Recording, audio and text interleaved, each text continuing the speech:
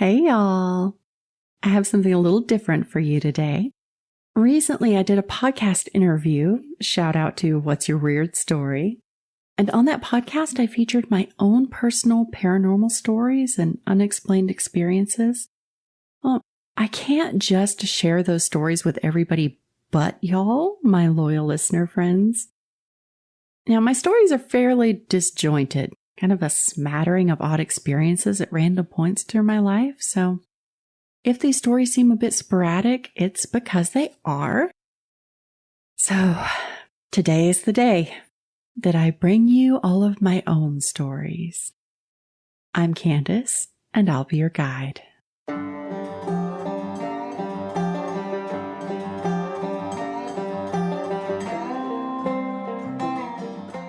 Now, this first story I covered at the end of episode 9, Supernatural Sleepovers.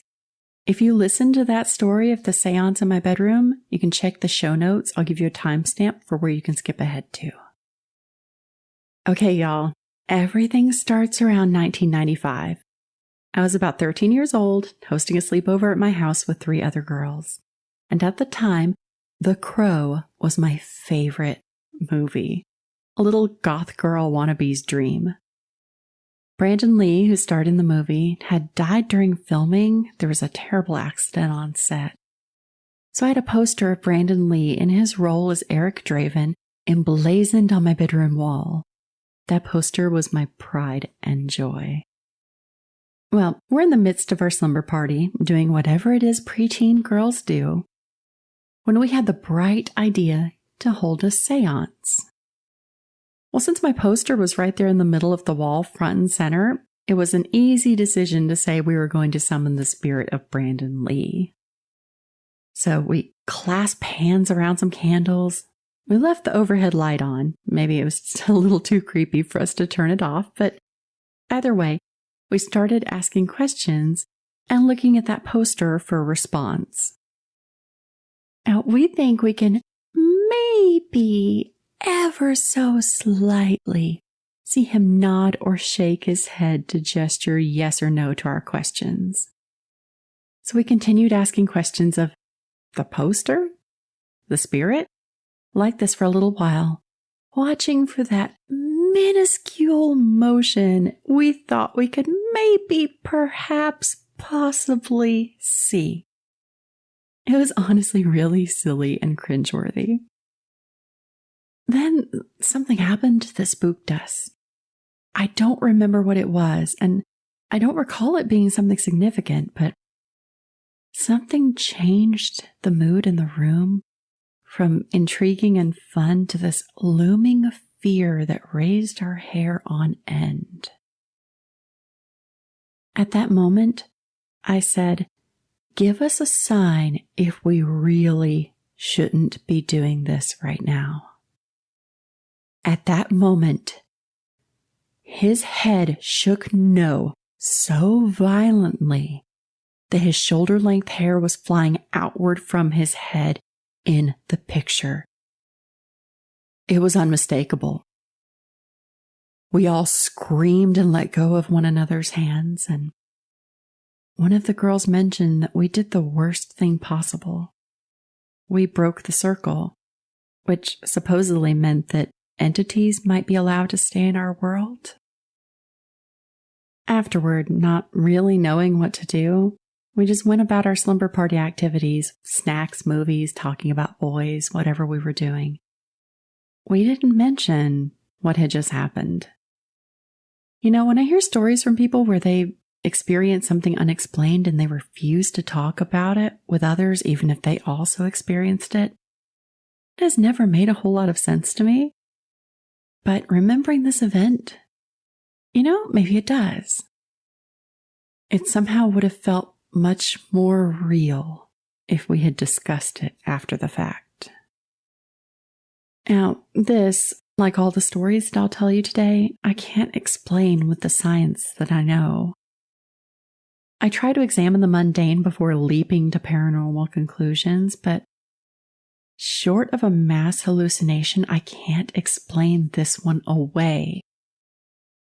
I wonder if this event was the catalyst to the events that would unfold over the next couple of years. Through the mid to late 1990s and my teenage years, there was the occasional unexplained experience. For weeks straight, I would wake up at 3:30 in the morning on the dot and look directly at my clock without any explanation.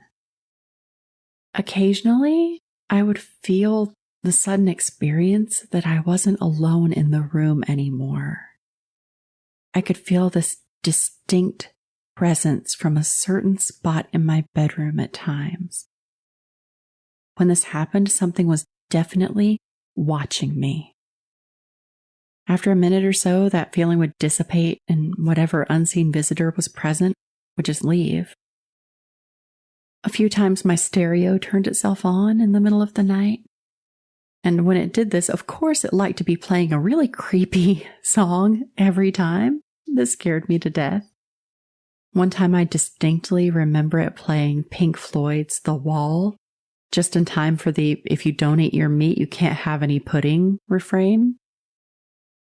Another time it was Enter Sandman, so, absolutely terrifying. In 1997, in the early days of the internet and the height of AOL, I had an internet boyfriend from another state that I'd never met. Now, if you're too young to remember those days, this was common. This is what we did. We got on AOL. We met people. Looking back, I hope they were the age that they said they were, but either way, it's just what we did at the time. Now, this online boyfriend was really spiritual, into everything esoteric, and he introduced me to the concept of astral projection. Astral projection is the theory that the spirit can leave the body and travel to different places not only on the planet, but even different dimensions before returning back to the body. So it quickly became our nighttime routine, are you going to try to come see me tonight, or am I going to go see you, teehee? More silly kid stuff. So we agreed that one night, internet boyfriend would try to astrally project to visit me. I was in my bedroom, upset over some stupid teenage drama I was having with a friend. So I was lying in bed crying. Suddenly, like those times before, I felt a presence standing in the middle of my bedroom. I stared at that spot, my hair standing on end. But then after a minute, I was enveloped in this really warm, comforting feeling. Somehow the unsettling feeling of having a supposed spiritual visitor to my room was gone, and I just felt so warm and cozy and content that I managed to close my eyes and just fell right to sleep. The next day, I sign on to AOL with that noisy dial-up connection for him to immediately message me and ask, "Did you see me?" I asked him what he was talking about, and he said, "I did it. I visited you last night. You looked right at me. You were crying, and I didn't understand why. So I wrapped you in my arms and held you until you fell asleep." I tried for years to make this experience make sense. I couldn't explain it, but felt that there had to be something that I wasn't considering, some mundane explanation that could make all of this click into place like puzzle pieces. Finally, in 2020, the Pentagon declassified a lot of what had previously been top secret documents. Now, most people heard about how the government admitted that aliens were real, but in the chaos that was 2020, the news didn't make as big of a splash as it normally would. However, what many missed about those declassified documents is that the Pentagon admitted to the use of astral projection as an investigative tool. Our government admitted to using people who can astrally project to travel into homes, businesses, and even enemy bases, and explaining what they experienced in great detail. These people were then tested And the information relayed was so accurate that they could draw maps of enemy base layouts, give names and code words, and find locations hidden deep in mountainous terrain and enemy territory. Y'all, when I read those reports, those were the puzzle pieces I'd hoped for. Suddenly, the entire experience made sense for exactly what it was and what it seemed to be. That doesn't make it any less spectacular, and it's a memory I'll always treasure of a pretty incredible experience. And no, unfortunately, I never managed to astrally project anywhere. In 2007, I got my nursing license and began working the overnight shift at the local hospital. Working as a nurse gives you an entirely new perspective on life and death. And pretty unsurprisingly, hospitals generally get their fair share of paranormal experiences.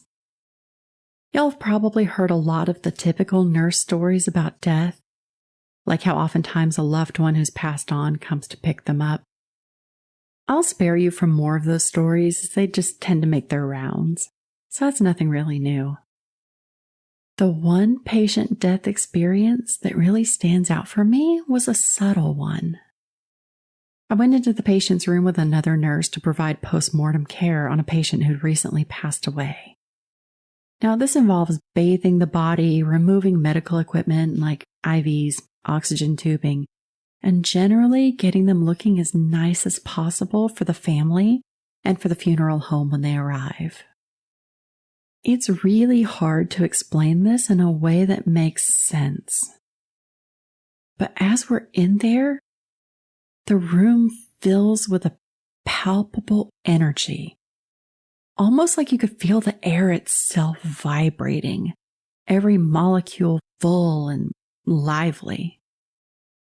It wasn't a heavy feeling hanging in the air, though, more like an energetic one, kind of like the feeling of TV static on your skin. Just as I was taking all this in, the other nurse asks me, "Do you feel that?" We both did. I believe that we felt the essence of that woman leaving her body. It isn't something that I felt every time someone passed, or even most times. But that once, I felt party to something really special. I had been warned by my coworkers at the hospital about the window at the end of the long hallway and the reflection of a woman that tended to appear in it.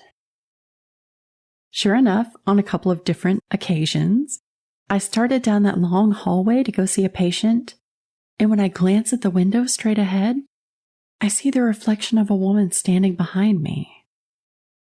Petite and elderly with long white hair, wearing a nightgown with a lightweight robe over the top. She was also staring ahead at the window, or at me. Considering I was looking at her reflection, it's hard to say what she was looking at. It was something that would only happen for a few seconds at a time, and then she just was gone. My favorite ghost story from the hospital, though, is when I was walking down the hallway around 2 or 3 in the morning. I'm looking into every room that has an open door, checking on patients as I went, despite not being assigned to these rooms. The hospital rooms were designed with a set of built-in shelves directly to the left of the doorway into the room. I passed by a room to see a made bed, and in the reflection of the window across from me, I see a late middle-aged man wearing a hospital gown. He has his back to me and is rifling through a duffel bag that is on the shelf next to the room's doorway. I assume he's a newly admitted patient who belonged to another nurse, somebody who came in overnight, hadn't had the chance to get into bed yet, was just trying to get situated. But as I passed by the room, I had a strange feeling about it, and as a nurse, you don't ignore strange feelings. So I turn back and go into the room to check on the man to see if he needs anything or if he's doing okay. And when I walk in, the room's completely empty. Still the same made bed, but no man, no duffel bag. I asked my coworkers if anyone had been admitted late, and nobody had. So I told them what happened, and, everyone was wowed by it, but not surprised. The hospital was riddled with residual hauntings like this. Echoes of people who spent time there replayed like on a record player. Nothing that really interacted with us or caused issues, just memories playing out over and over. The call lights would often go off in empty rooms, and given that it was an old system, that could be attributed to faulty wiring, but when you combine it with all the other goings on, it fits perfectly. The most unusual anomaly we had going on at the hospital, though, was the infamous room 328. For some reason, people just didn't do well in that room. Very old or sick patients had an obvious decline while admitted there. They often required transfer to the ICU or worse. The younger, pretty healthy patients were just in pain, miserable, and ornery while staying in that room. Now, interestingly, do you know what I mean when I tell you if you're in a room with a tight closing door, you can feel the air pressure change when someone opens the door? I experienced that sensation every time I was in that room without fail, but the door had not opened. Now, one patient in particular spent a few years bouncing in and out of that room when he was doing too poorly for the nursing home. He was known to be a cruel man who physically abused his wife until a stroke paralyzed him on one side, so he was unable to beat her anymore. Then he just chose to verbally assault her whenever she would still come visit him on occasion for some reason. When that man finally passed away, although he wasn't at the hospital when it happened, things began improving in room 328. While the strange shift in air pressure thing still happened, the atmosphere felt lighter and patients didn't seem to experience the same poor prognosis and general discontent. Who knows if this was the cause of what could be phrased as negative energy, bad vibes, or something more paranormal, but either way, this happened so often that room became notorious. And sometimes employees would request that any family members not be admitted into that room if they were to get sick.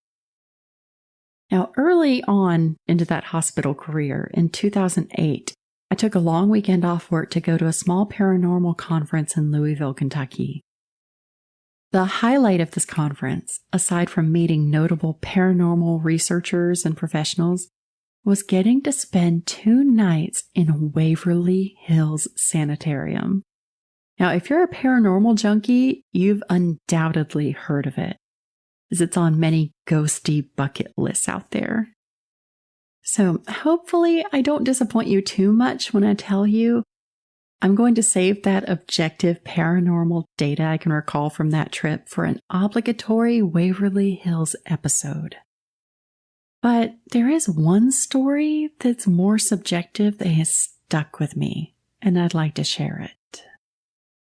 So while at Waverly, we got to tour with some notable paranormal folks. Patrick Burns, the Constantinos before that unfortunate incident, Chip Coffey, and the demonologist John Zaffis. Now, I have no idea what kind of education you get to become a demonologist, but either way, he was a really cool and unexpectedly goofy guy. So my husband at the time and I were sitting in the cafeteria area at Waverly.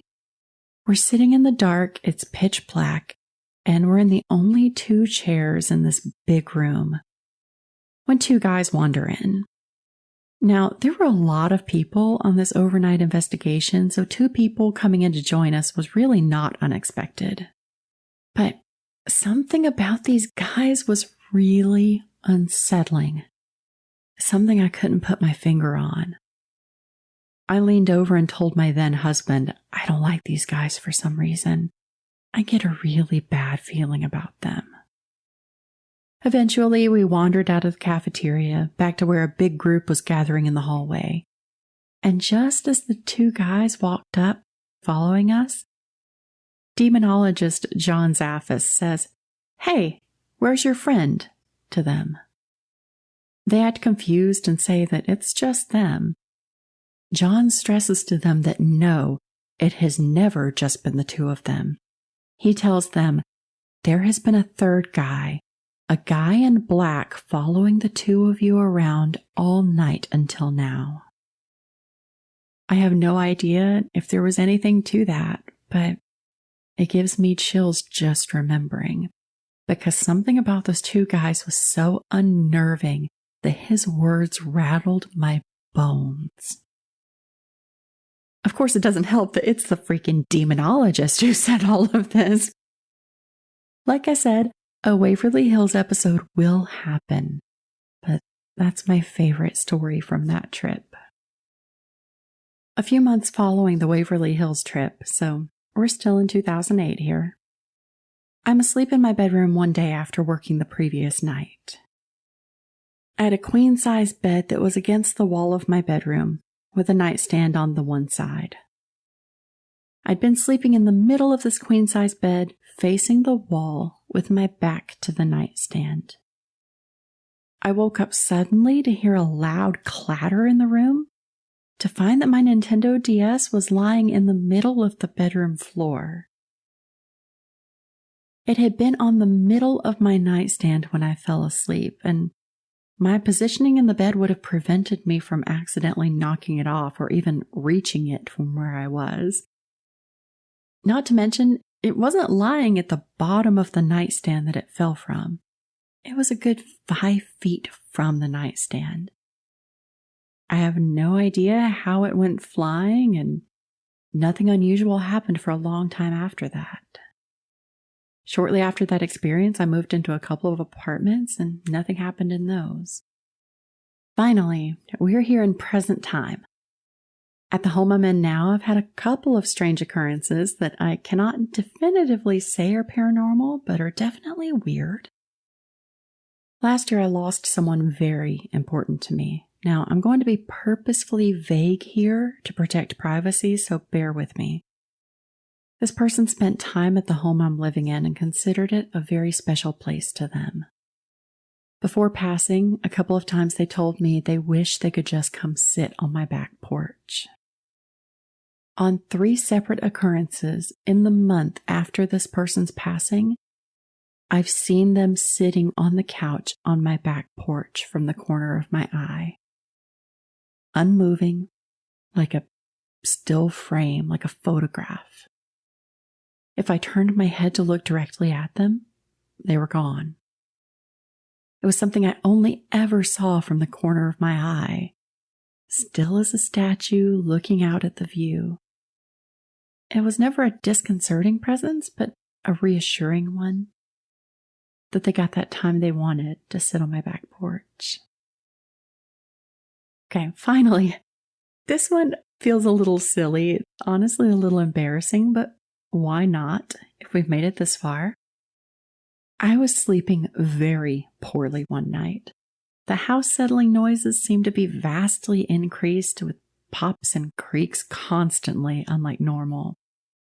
And all night, I dreamt, for some reason, that there were spirits in my bathroom, of all places. This is in the bathroom attached to my bedroom. These dreams went on all night long, with me dreading waking up the next day, finding a way to deal with these bathroom spirits. And it's kind of funny because I haven't had any issues like that with my bathroom or inside this house at all. So when I wake up the following day, I brushed it off as having a really crappy night of sleep and just weird dreams, right? So that next night, as I got into bed, my bed is angled, so I'm looking directly into the open bathroom. And as I get into bed, see the bathroom, I recall those dreams and the relief that I felt that there are not really spirits in my bathroom. And at that moment, the cat litter in the litter box shifted like a cat was stepping onto it. I didn't think much of it until my 2 cats both stood up on the bed and stared intently at the litter box. So that gave me chills. It was a little creepy. I did have a cat who passed away really shortly after moving into this house. And sometimes I feel a cat jump onto my bed, walk, and then find a good spot and lay down. But neither of my cats are there. So maybe the litter box was related to that? I don't know. It feels like such a small story in the grand scheme of the others, but the recency helps the details stand out more. And if nothing else, this podcast episode helps me preserve all of these memories that I don't want to forget. Well, y'all, that's it for my personal paranormal stories. I guess let's talk about it, because that's what we do, even though I just did. Well, I've told these stories to people close to me, in bits and pieces throughout the years. Telling them all at once in quick succession like this is so exposing. It feels pretty naked to put experiences out there. I think that part of it is knowing that inevitably there will be some people who don't believe me. And some of them do sound implausible, I know. Trust me. And all I can say is that these stories did happen exactly as I've told you. While my feelings behind these stories vary, I'm grateful to have had these experiences. They've helped to open my cynical mind to things that otherwise would be overlooked. Sometimes I think that we get so wrapped up in life and our insignificant problems that we lose touch with our intuition and our sensitivity, I guess, to experiences that may be just outside the realm of our everyday. Either way, as always, I want to know what you think. Do you have a favorite story from today? Personally, my favorites are the Brandon Lee seance, which, no, don't make me tell you I don't think I encountered the spirit of Brandon Lee, but something was there interacting with us either way. That and the astral projection stories are my favorite. Those are the two that blow me away still. Anyhow, have you had an experience similar to any of these stories? Tell me. I love hearing from y'all. You can find me on social media at Obscure Appalachia or email me at obscureappalachia@gmail.com. If you missed the announcement, the show's Patreon is launching tomorrow. So if you'd like to support the show and get extra content, check out the show notes for that link. Please leave a review for the pod if you haven't already. Thanks, y'all. Until next time.